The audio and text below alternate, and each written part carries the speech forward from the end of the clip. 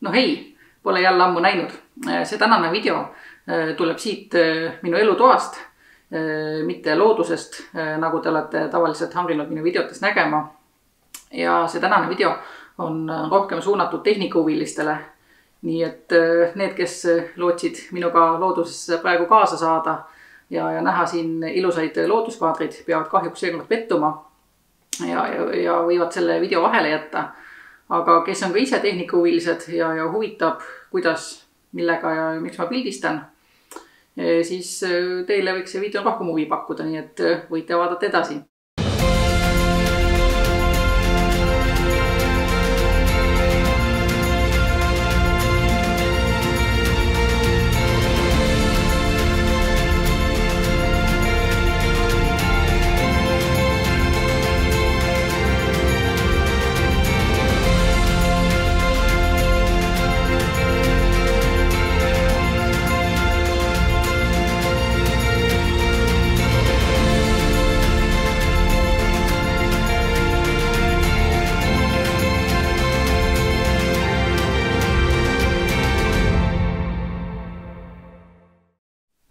Niisiis, tegelikult tahtsin ma teiega jagada ühte rõõmusõnumit.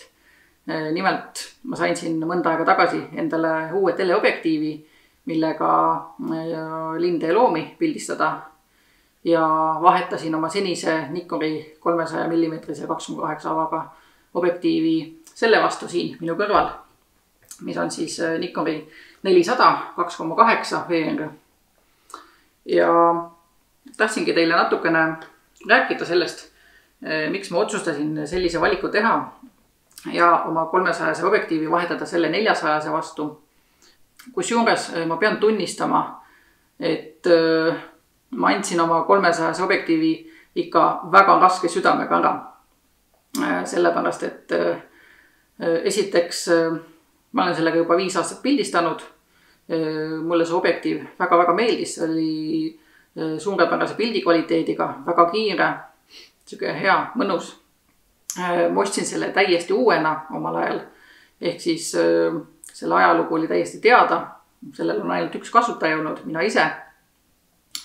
Ma olin seda väga-väga hästi hoidnud. Kulumisjälgi praktiliselt peaaegu ei olnudki. Nii et tõesti, see oli mul väga hästi hoitud ja ma olin selle objektiiviga väga-väga rahul. Aga ma olen tegelikult mõnda aega juba soovinud endale 400 mm toru. Ja kuna need mõlemad on ikkagi väga-väga kallid objektiivid, siis antud juhul mul lihtsalt ei olnud võimalik jätta endale 300 alles ja osta endale veel 400 juurde. Ehkki ideaalis tegelikult võiksid need mõlemad mul olemas olla, sest et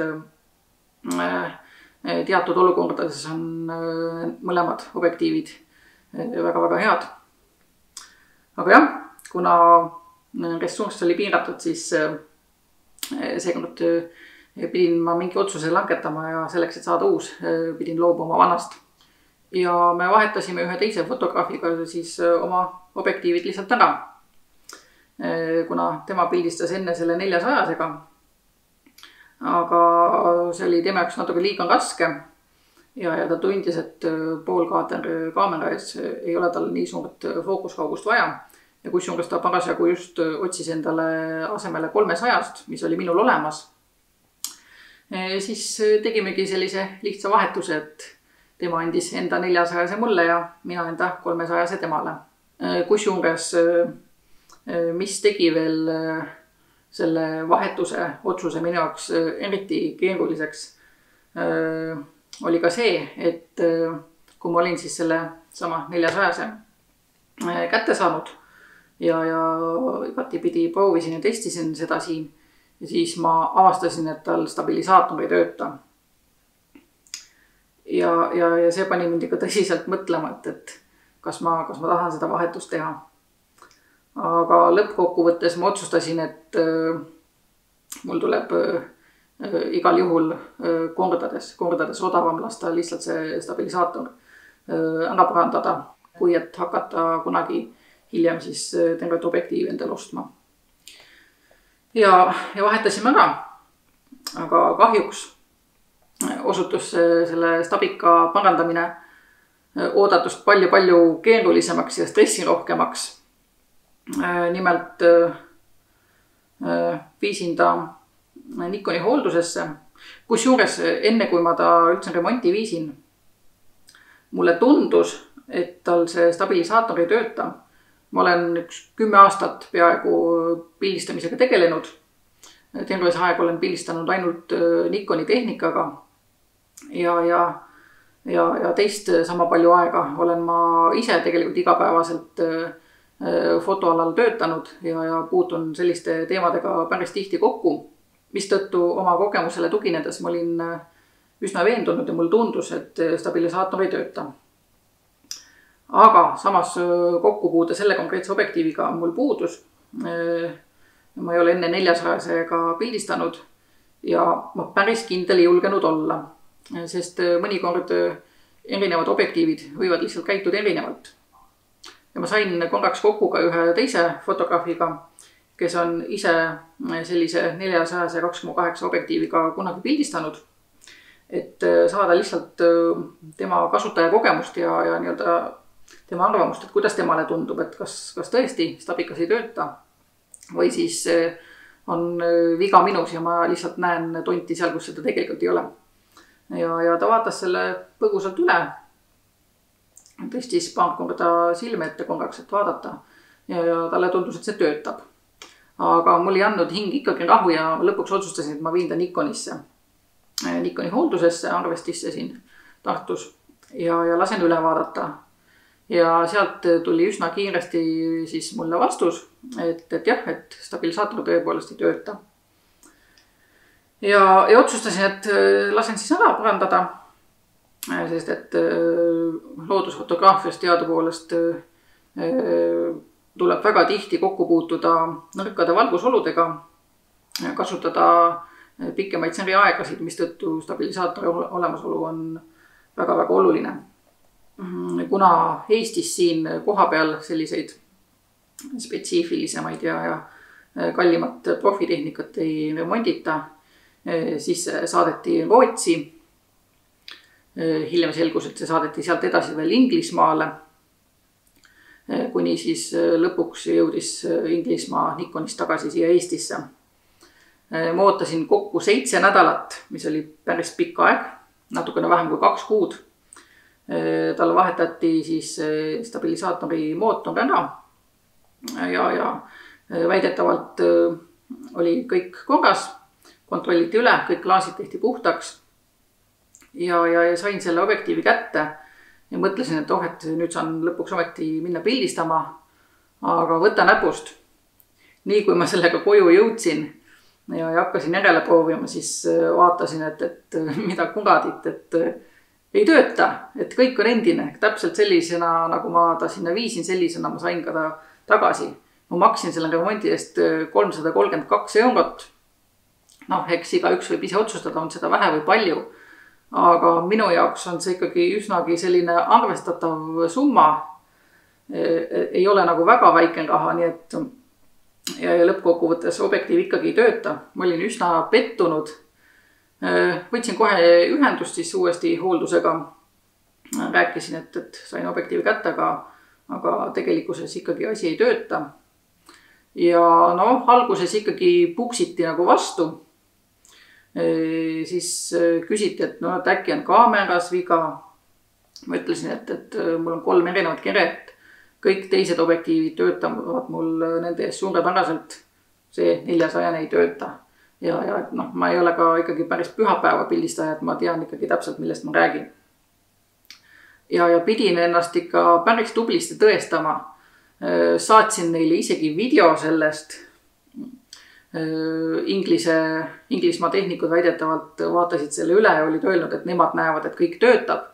Ma ei tea, kuidas see on võimalik, et nad seda nägid. Ja siis ma isegi korraks sain kokku ühe sõbraga, ühe tuttava fotograafiga, kes ise kasutab ka seda sama objektiivi. Ja panime need kõrvuti, 2 ühesugust objektiivi, et kuidas käituvad. Ja sealt tuli kohe selgesti erinevus välja. tema objektiivil hoidis stabilisaator ilusti pilti paigal, fikseeris ära. Aga minu omal ikkagi kõik need käevärinad kandusid ka stabilisaatoriga objektiivi edasi.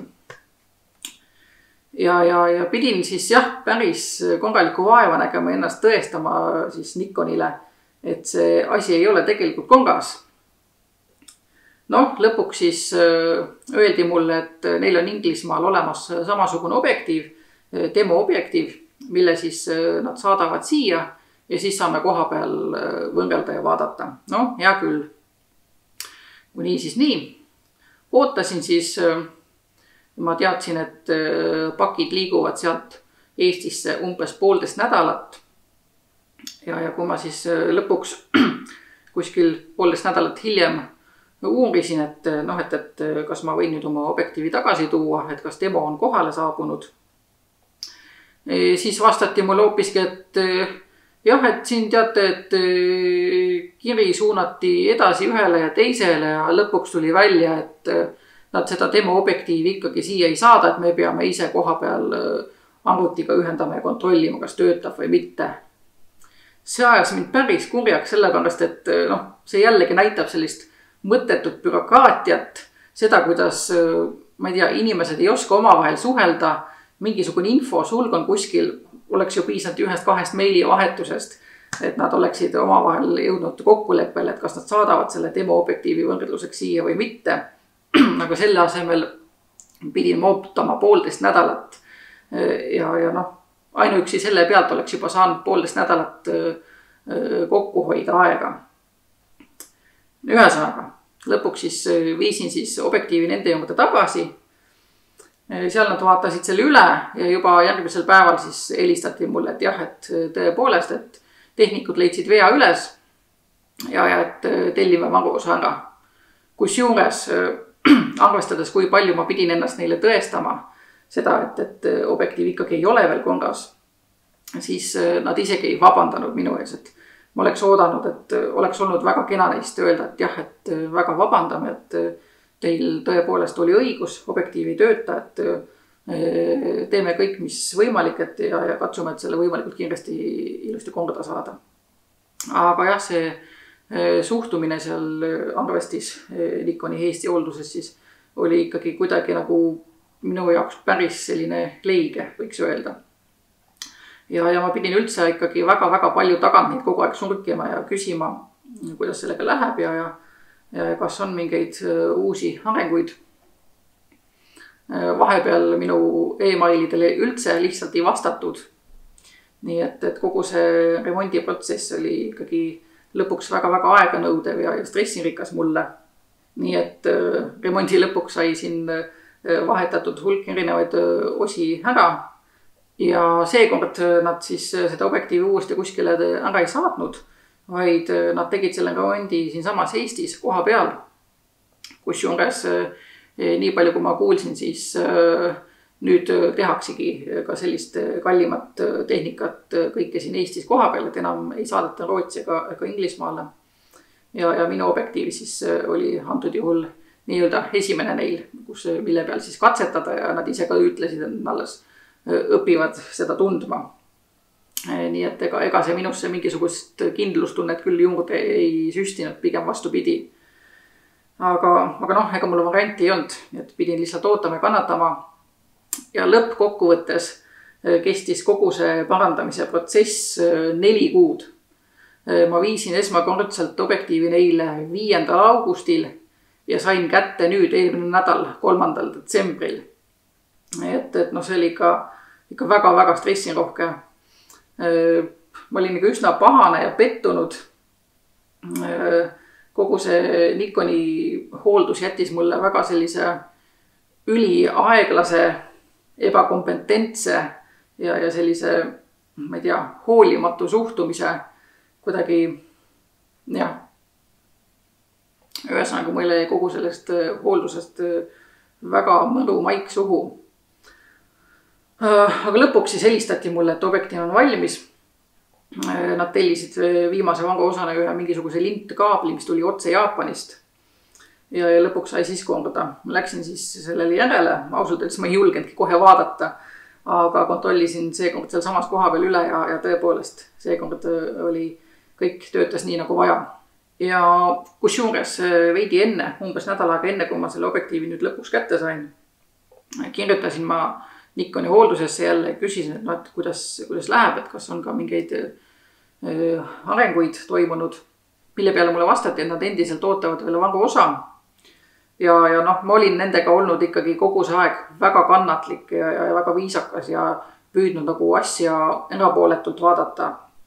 Aga lõpuks mul sai ikkagi nagu hing natukene täis ja väljendasin ka pisut oma pahameelt. Minu jaoks tundus nagu kuidagi nii uskumatu, et Nikon, kes on ikkagi üks maailma tipptootjatest fotovaldkonnas, ülemaailmne suur korporatsioon, kellel on selja taga enam kui 100 aastat kogemust, et nad nüüd ei suuda oma enda tehnikat korda teha ja ei saa seda õiget viga kätte ja et see suhtumine seal ka kuidagi nii selline kehvakene on, et ei tekkinud küll minust sellist tunnet, et Nikon oma klientidest väga hooliks.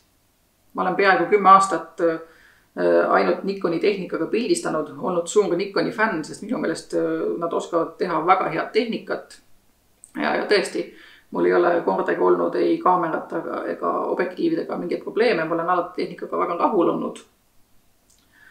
Aga nüüd pärast seda hoolduskogemust ma ei oska küll nagu neid enam väga millegi poolest kiita, et jah, nad teevad küll head tehnikat, aga kõik muu tugiteenused, hooldus, see on nagu alla igasugu arvestust. Ja ma ütlesin ka neile, et teate, et see asi on juba nii pikale veninud, et ma lihtsalt varsti ei jaksa enam oodata, kusjuures meil oli ju vahepeal siin juttu, et nad saadavad Inglismaalt demoobjektiivi. Ma küsisin neilt, et äkki te siis kas või saadata selle nii-öelda siia mulle asenduseks, et ma saaks midagi kasutada nii kaua, kuni minu objektiiv remondis on.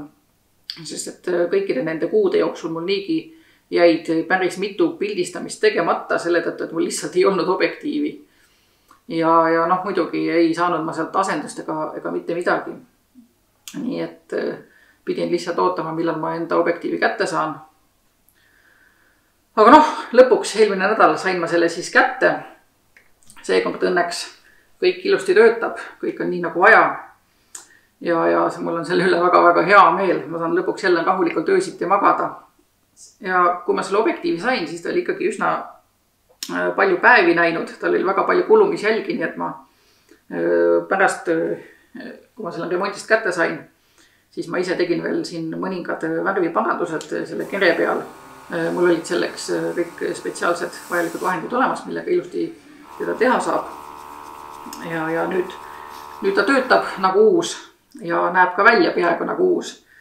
Siin kõik need nimeplaadid olid ka enne väga kulunud, et ma lasin Nikonis ära vahetada, nii et nüüd ta näeb väga hea välja ja kõik on tip-top, nii et mul on selle üle väga hea meel.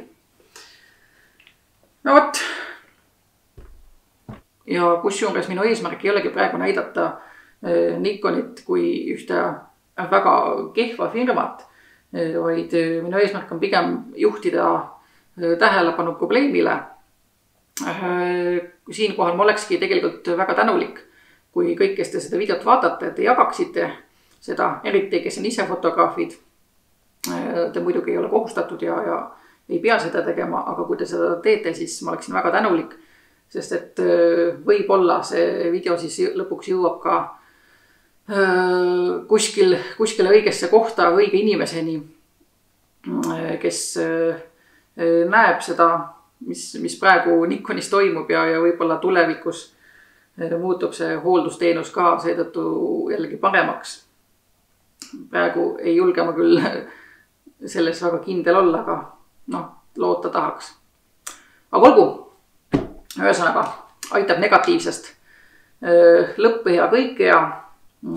See igavene stressirohke ja lõputuna näiv kannatuste rada sai lõpuks läbi.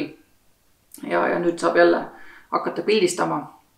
Nii, aga tegelikult ma ei osanud uneski näha, et see remondiprotsess nii piinanrikkaks kujuneb ja tegelikult algselt ma plaanisin selle video teha selleks, et näidata ja rääkida teile, miks ma otsustasin oma senise 300 mm objektiivi vahetada 400 vastu.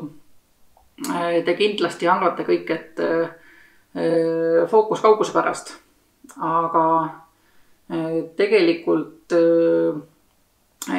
isegi mitte niivõrd fookuskauguse pärast, kuigi jah, natukene võib-olla seda ka.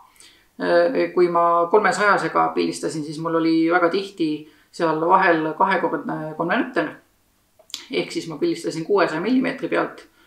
Ja nüüd 400-sega, kui kahene vahele panna, siis teeb see 800 mm kokku, mis teinekord täiskaader kaamera ees on päris selline hea, mõnus vahemik, millega siis pildistada, eriti kui tegemist on sellise häbelikuma liigiga või lihtsalt lind või loom asub natukene kaugemal. Aga tõtt öelda, ega tegelikult ma sain oma 300-se objektiiviga ka enamasti kõik oma pildid ilusti alati tehtud ja suuremast fookuskaugusest ma otseselt nii väga puudust ei tundnud. Aga minu jaoks oli 2 peamist argumenti, mis siis selle 400-se objektiivi kasuks rääkisid ja miks ma seda objektiivi endale tahtsin saada. Esiteks siis 2,8 ava. Jah, minu 300 oli ka 2,8 avaga. Aga võtame näiteks tedremäng, mida ma kevadeti alati iga aasta pildistamas käin, mis on mulle väga selline südamelähedane teema. Mina oma tedremängus tihti peale kasutasin 1,4 konverterit seal.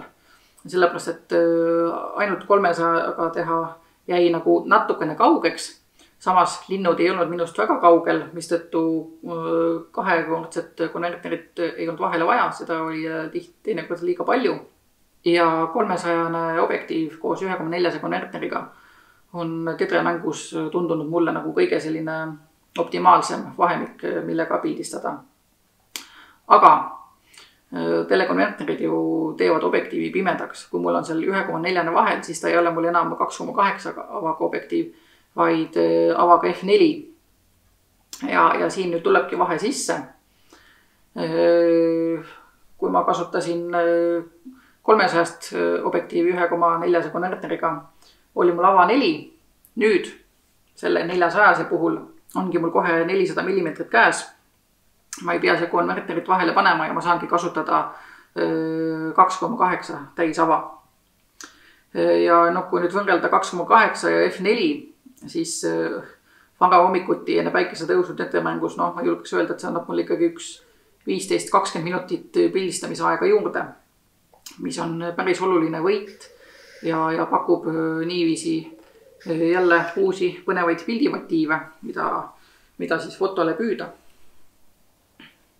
Ja teine oluline asi oli siis minu jaoks kiire autofookus. Kuigi ma pean ütlema, et 300-ne oli ka kiire autofookusega ja ikka väga kiire. Aga nüüd, kui mul on mõlema objektiiviga võrdlusmoment olemas, siis mulle tundub, et see 400-ne, see on isegi veel kiirem. Ja jällegi, tedremäng hea näide kohe võtta. Mul on aastate jooksul väga palju selliseid statsionaarseid pilte. Ja nüüd möödunud kevadel ma soovisingi keskenduda rohkem sellist liikuvate piltide tabamisele, et teha lennupilte. Ja isegi kui sul on tipptehnika, hea kiire objektiiv, kiire kaamera, siis kuna tedred liiguvad mänguplatsil väga kiirelt ja kaootiliselt ja lendavad kord siia, kord sinna, sa ei tea kunagi ette, kuhu ta järgmisena liigub, siis isegi väga kiire ja hea tehnikaga on tedremängu pildistamine korralik väljakutse ja selliste lennupiltide tabamine on väga-väga raske.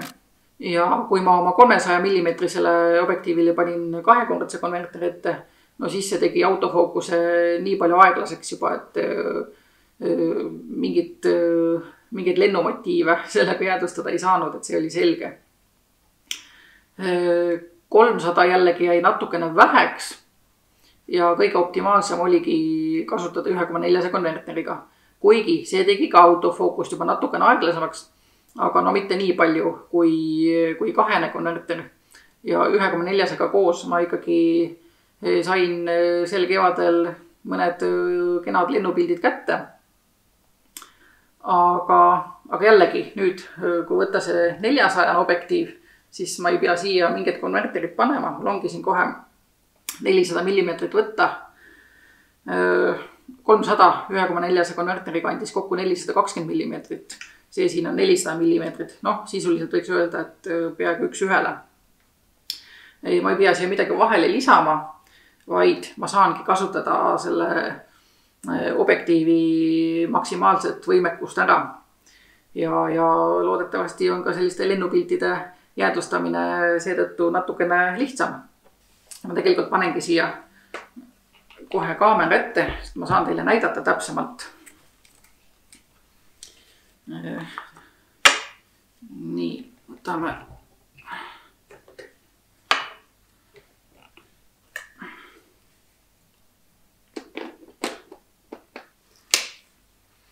Nii, nüüd mul on teile kohe siit hea näidata, kui kiire tal see autofookus on. No see on ikka tõesti väga kiire. Nii.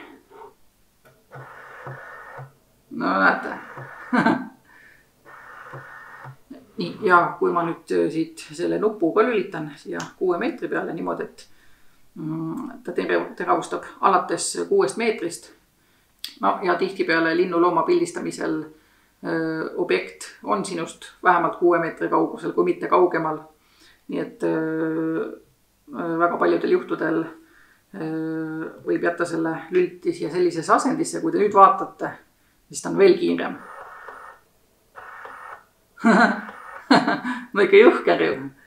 Nii et jah, ei, see autofookus kiirus sellel objektiivil avaldas mulle küll ikkagi väga suurt muljet. Nii et see on tõesti üks väga kiire objektiiv. Muidugi pean ütlema, et üks väike miinuspool on sellel ka. Ta on väga raske. Ainuüksi objektiiv ise kaalub juba 4,6 kilo. Minu 300 kaalus 2,9. See on umbes 1,7 kilo raskem. Noh, kui panna siia juurde ka veel umbes kilone kaamera ja teine kord on siin võib-olla telekonverteri ka vahel, selline 2-3-400 grammi. Nii et lõppkokkuvõttes laias laastus 6,5 kilo kanda niimoodi kaasas ei ole mitte lihtne. Ja seetõttu ka mulle see 300 objektiiv nii väga meeldis, et ta oli pagasjagu veel nii kerge, et sa jõudsid seda ka pikematel jalutuskäikudel kaasas tassida. Niiviisi, et kui ma läksin teine kord lihtsalt metsa jalutama, ma ei läinud kedagi konkreetselt pildistama, aga mõtlesin, et võtan objektiivi kaasa, et juhul kui äkki näen kedagi, et siis saab pilti teha. Siis 300 oli veel pagasjagu kerge, et seda niimoodi kaasas tassida. Aga nüüd see 402,8, noh see on ikkagi piisavalt raske, et sellega niisama jalutama ei lähe, et see on ikkagi, et jah, selle võtad kaasa ikkagi siis, kui on konkreetne plaan, kas minna kuskile varjesse, kuskile luha peale põtra passima või midagi muud sellist. Aga noh, samas ei ole ka midagi hullu, et eks loodusfotograafias ongi niimoodi, et lihtsalt peadki tihti palju rasket tehnikat tassima ja eks see käib asja juurde, nii et lihtsalt tahab võib-olla natukene harjumist. Aga jah, ei, muidu ma olen üldiselt selle objektiiviga väga rahul ja tegelikult ma ei jõuagi enam oodata, millal ma saan lõpuks jälle minna metsa ja võib-olla loodetavasti hea õnne korral kedagi kohata ja teha ka esimesed pildid juba selle objektiiviga. Kusjuures ma ütlesin ka sellele inimesele, kellega me objektiivid ära vahetasime, et kui ta plaanib kunagi minu endise 300 maha müüa, siis pakkugu seda kõigepealt minule.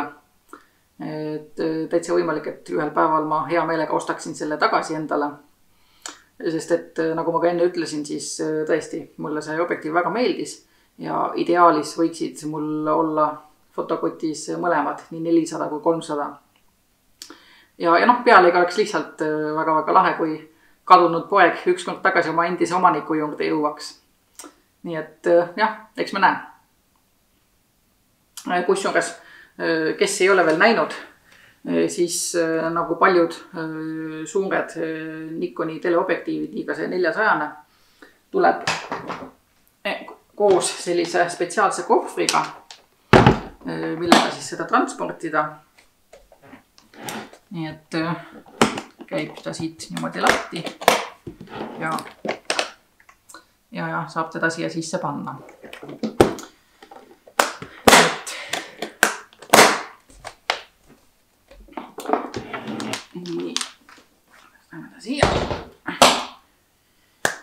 Nii, aga tegelikult ongi sellega minu poolt tänaseks kõik. Käige looduses, püsige terved ja näeme jälle. Tšau!